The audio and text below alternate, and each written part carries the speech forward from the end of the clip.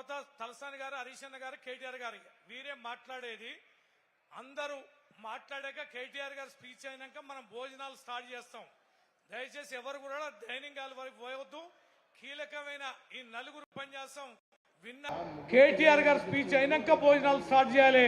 అంత మేరకి ఏ రకం కూడా స్టార్ట్ చేయొద్దని మనవి చేస్తూ, గౌరవనీయులు మన బీఆర్ఎస్ పార్టీ అభ్యర్థి మాగంటి గోపీనాథ్ గారి సతీమణి, మనందరి ఆశాజ్యోతి, యావత్ తెలంగాణ వారి గెలుపుల కోసం బీఆర్ఎస్ 60 లక్షల క్యాడర్ ఎదురు చూస్తున్నారు. యావత్ ప్రభుత్వ వ్యతిరేకం మొత్తం కూడా చూస్తున్నారు. ఇచ్చిన 6 గ్యారెంటీ 13 హామీల మోసానికి ఇక్కడ ఫలం దక్కాలి, ఇక్కడ రుణాన్ని చెల్లించుకోవాలి కాంగ్రెస్ అని నిలబెట్టే ఈ పోరాటంలో మన అభ్యర్థి సునీత గారిని మాట్లాడాల్సింది కోరుతున్నాం. వేదికను అలంకరించిన పెద్దలందరికీ నమస్కారం. గౌరవనీయులైన కేటీఆర్ గారికి నా కృతజ్ఞతలు. గోపన్న అంటేనే జనం, జనం అంటేనే గోపన్న.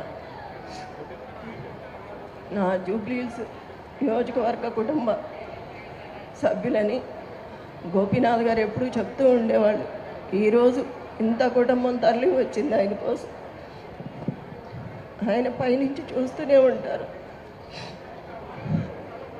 ఎంతమందిని అండగా ఇచ్చారు నాకు. గోపీనాథ్ గారి ఆశయాల్ని అందరం కలిసి ముందుకు తీసుకువెళ్దాం.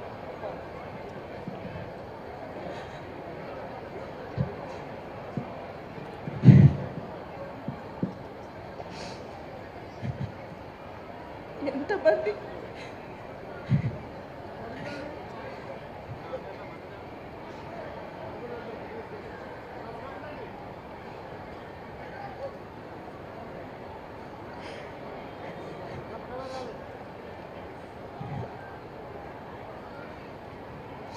మీ ఇంటి ఆడబిడ్డగా అనుకొని నాతో పాటు అందరూ కలిసి గోపన్న ఆశయాలు నెరవేర్చాలి. గోపన్న మీ సమస్యలు తన సమస్యగా అనుకునేవాడు.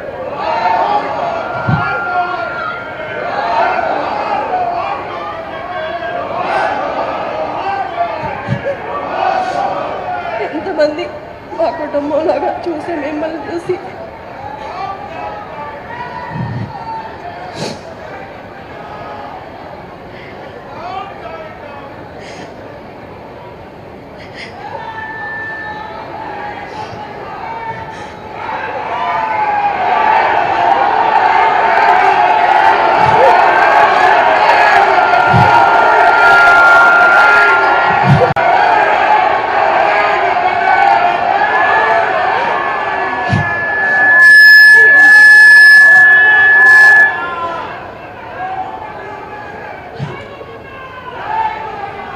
ఈ యొక్క గోపన్న గారి ఆశయాలను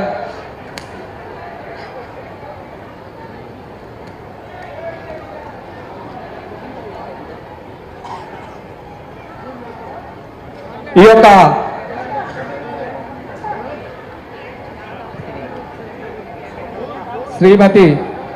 శ్రీ దివంగత మాగంటి గోపీనాథ్ గారు కుమార్తె అయినటువంటి అక్షర గారు మన మధ్యలో ఉండి ఈ యొక్క గోపన్న గారి గురించి, పార్టీ గురించి మాట్లాడాల్సిందా కోరుచున్నాము. దివంగత శ్రీ మాగంటి గోపీనాథ్ గారి కుమార్తె అయినటువంటి అక్షర గారు మాట్లాడతారు. దయచేసి అందరూ నిశ్శబ్దంగా ఉండి వినవలసిందా కోరుచున్నాం. నాన్న ఆశయాలు ముందుకు వెళ్ళాలంటే మీ అందరు అమ్మకి సపోర్ట్గా ఉండి గెలిపించాలి. నాన్న అనుకున్నవన్నీ మేము నెరవేరుస్తాము. మీకు ఎప్పుడు తోడుగా ఉంటాము.